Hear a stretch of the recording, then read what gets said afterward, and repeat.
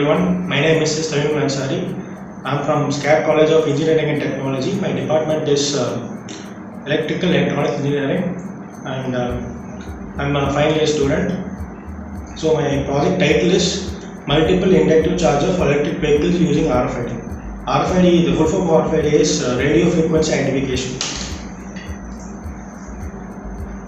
And the objective of this project is we can charge the electric vehicle wirelessly. The main principle of this process is based on mutual induction, which means there is a separate transmitter as well as the receiver coil. So the radio frequency identification device is mainly used for seamless connection as well as tracking of the vehicle as well as the hotspot. Then introduction. The main introduction of this project is based on electric cars, the evolution of it as well as the charging capabilities of the electric car and infrastructure, how the government has improved it in terms of various oil wars and etc. And how the new research and development improves the overall efficiency of the battery powered vehicles as well as new faster charging techniques. Here are literature surveys, and the first literature survey is based on Oakers National Laboratory Experience. But the main drawback of this kind of literature survey is it results in an increase of reactive power and increase of efficiency and power capability. There is also this hybrid IPT topologies with constant current or constant voltage output for battery charging applications as a design which is very hard to optimize. And there is also this loosely coupled transformer coil design to minimize EMF radiation in concerned areas as a drawback of bulky additional inductors on one side of both sides. And these two are very complex and than a simple conversion system. And talking about the existing system, that's a Prevail system. This system provides an isolation between the transmitter coil as well as the receiver coil, but the energy is transferred wirelessly from primary to secondary source. The main drawback of this again system is there is a misalignment can occur and there may be also air gap. So it increases the reactive power and that's also reduction in power capability. But our proposed system is totally different from it because this one uses a multiple output power transfer. That means we can charge as around 10 batteries as such, 10 car batteries, and all are free from the voltage fluctuation because it has a cross regulation problem. It rectifies the cross regulation problem.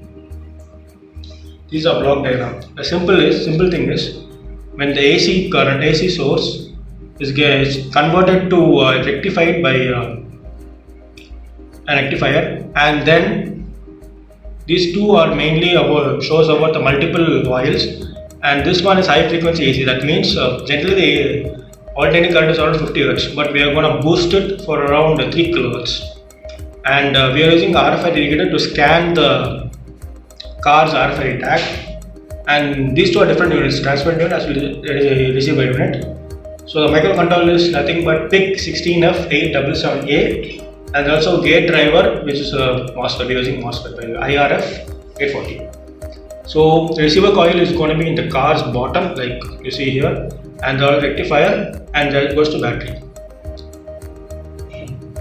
The block diagram description, as I said, the transformer is used to step down the input voltage, and we are boosting to 3 kHz. That means from the transmitter side.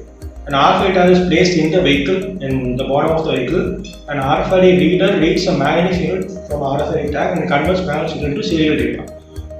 It mainly based on serial transmission, and we are using switches, converter switches like MOSFET, and we are using the microcontroller that's PIC 16F877A.